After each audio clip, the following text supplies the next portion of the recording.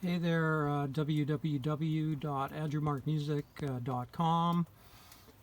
Outside on a Sunday evening, just getting the fire going, waiting for my propane heater to charge up.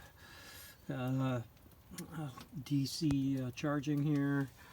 I tested out the tub for the first time yesterday, and it's awesome. So, yeah, it's all good. Today's video is on another one on Alex O'Connor's podcast where he interviews Dr. Justin Sledge on the Demiurge. I'm 65 years old. I spent half of my life investigating this particular avenue of inquiry. So I'm a guy with an opinion on it. I think I'm qualified to talk about it within that context. The first thing I'll say about the Demiurge is I view it, my name for it is a satanic majesty. Without getting too caught up in the word satanic there, I don't mean it in the usual sense that a Christian might say it. But that's what I view this place as, and I also call it a deceptive construct. So yeah, that's my take on the Demiurge. I'm also not a Valentinian. I'm not a non-dual Gnostic. I'm more influenced by the old Samkhya school, where Sat Purush is not causal to this place. God is separate and distinct from Prakriti, the material universe. And that's my view on it. That's my opinion of it. I could be wrong about that. I am a monist in a certain sense, but I still believe in the duality between the Demiurge and Purush, the ultimate Godhead. But when it comes to the hard problem of consciousness and the mind-body problem, I have altered my view on that, where I now subscribe to dual aspect monism. So the material universe and mind on the macro and micro levels are two sides of the same coin. I call it the demiurgic construct. So there's the macro sentience of the greater this material cosmos. That's the demiurgic mind. And then there's the proto sentience, likely how reincarnation works and functions, along with development in the universe, what we call evolution. But I just wanted to talk about these little flowers. These are purple bellflowers. The light is gonna mess with it, but there's a bee inside of it right now. Oh, he just flew out, and yeah, they're really interesting, and I think they're appropriate to this conversation.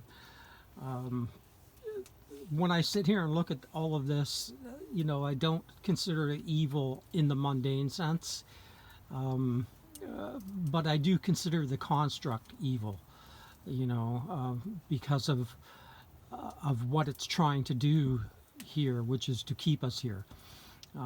That's not, from a Christian Gnostic point of view, that's not kosher, and put it like that. And the bees and the flowers have this really cool osmosis kind of, what's the word I'm looking for there? In a theological sense, they're synchronistic. So yeah, sexual too. The bee goes right inside the flower and to withdraw the the pollens or whatever it is getting out of there. And the bees, we all know, function by a hive mind to the queen, and that's very Gnostic. In this sense, the Black Queen here would be, Lilith Samael, right? If you're viewing it from Kabbalah. But okay, so that's just an intro to this, and now I'll sort of get into it. I took notes. I took the time to listen to the whole thing, and I took notes, and I'm just going to read what I said. I very much enjoyed this podcast, but, you know, I have issues with it. Sledge's starting point for the demiurge, framed as Greek metaphysics, was an intentional misdirection. Even intermediate researchers know the idea was pre-Greek and likely birthed in Egypt. Ptah was the name that the Greeks gave to Egypt. Egypt comes from Ptah, the demiurge. I have to see where Sledge goes with this to assess whether the video is going to be mostly misdirection. But this first basic point seems to point in this direction.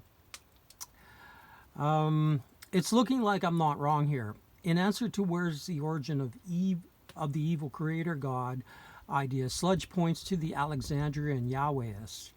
But the idea had its genesis with the Persian religion as it intersected with the Egyptian pantheon. It's easy to see why the Persian kings flipped the character of the Egyptian Ptah. Now, the Persian Empire eventually conquered Egypt, and they would have come into intimate contact with the Egyptian pantheon. And basically, they flipped Ptah into Ahriman.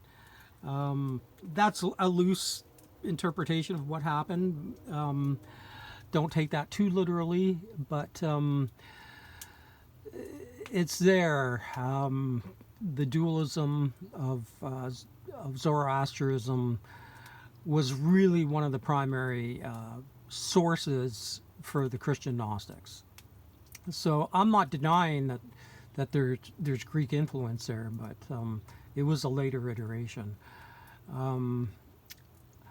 Now, he mentions the Hyksos, and from Sledge's reading, it would be fair to describe the current occupants of Israel Asiatic.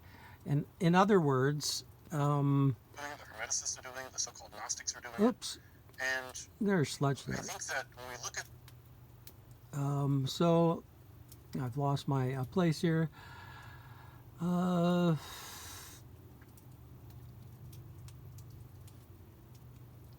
So yeah,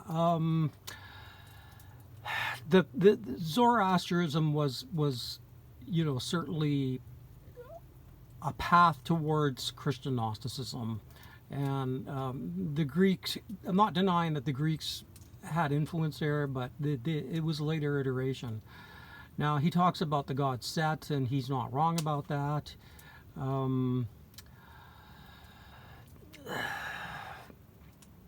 So yeah, now he mentions the Hyksos.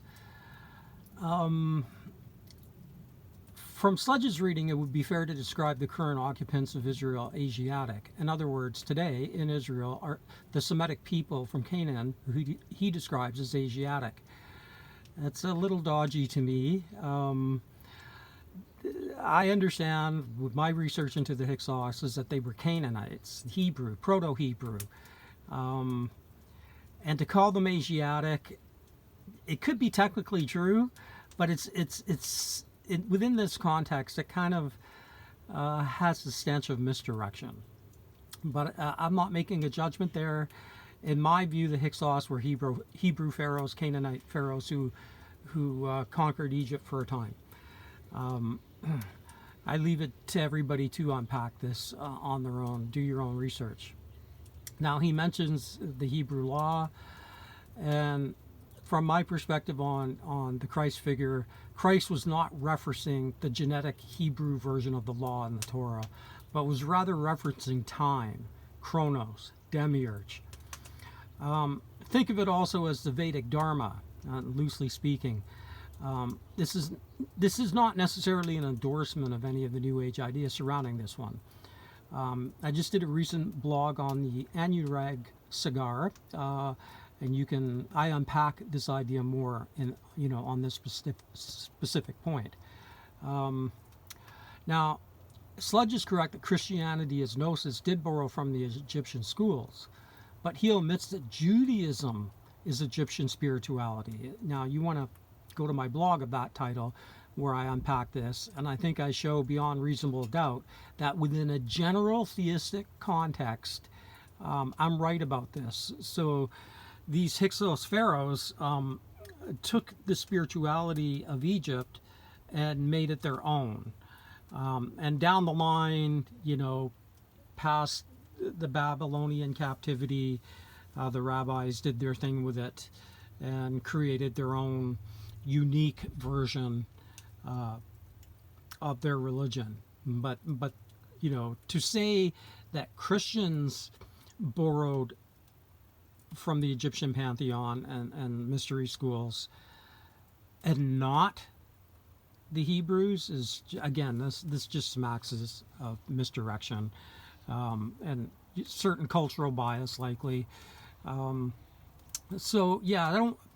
This is on my phone. I don't like really doing videos on my phone, but I'll keep it at that. That's really all I wanted to say to get this across.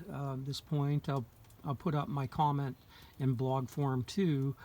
And then I think the final thing is how one views life today and the situation on Earth today within the context of these teachings. And I, as a Christian Gnostic, I find most of what's happening on the Earth today deplorable. And unfortunately, there's a group of people from the Middle East who have created that what I consider deplorableness, and I'm talking about economics, politics, and culture, the destruction of who they consider their enemies within orthodoxy. Yeah, it's to me it's all deplorable, but again I reference this with the idea of the duality of God materialism, and that Sat Purush is not this Prakriti, it's not this material universe. Two distinct things. So whether this universe itself can be redeemed or not, I'm skeptical that it can be. There are Christian Gnostic schools who say that this place goes through at some kind of creation destruction, very similar to what's mentioned in the Vedas. Certainly, the Egyptians believed this, that this existence gets created and destroyed.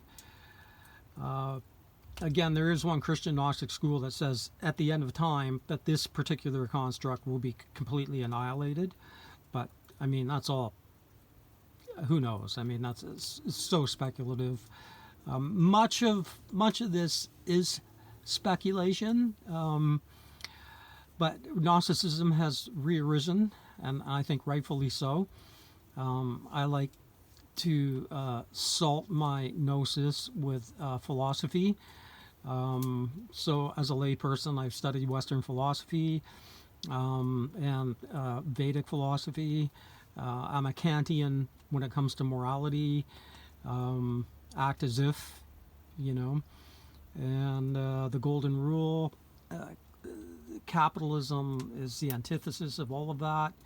Everything here is within capitalism is coercive, exploitative, in my opinion, downright evil. Especially once you get to the banking cartels and the banking families, the money lending, the usury. From a categorical imperative, it's abhorrent. These people are big fans of utilitarian, consequentialist morality, and they get to justify all their bad behaviors through that moral lens, which I think is appalling, but that's what they do. So yeah, I'll leave it at that, and just to note that my critique of the way Dr. Sledge framed this, I mean, he is pretty easy. Oh, he's just an anti-Semite, that's not my intention at all. Now, the thing is, if you go to andrewmarkmusic.com, I mean, I have caveat after caveat of of don't commit violence, ahimsa. You know, don't nobody should harm Jewish people. But that doesn't seem to matter. It's just it's like it's narrative warfare. If you say anything they don't like, it's just you're canceled. It doesn't matter. All these the truth doesn't matter in this regard. It's just if they don't like the narrative that you're putting out, they just counsel you, and much worse. I have this last 35 years, I have not gone unscorned, and it's been a very problematic 35 years for me. So yeah, okay, we'll leave it at that. This is Andrew Martin Music, a guy with an opinion. Love you. Get the fuck out of here. And when I say that, I'm talking about the demiurgic time loop. Okay? Peace out.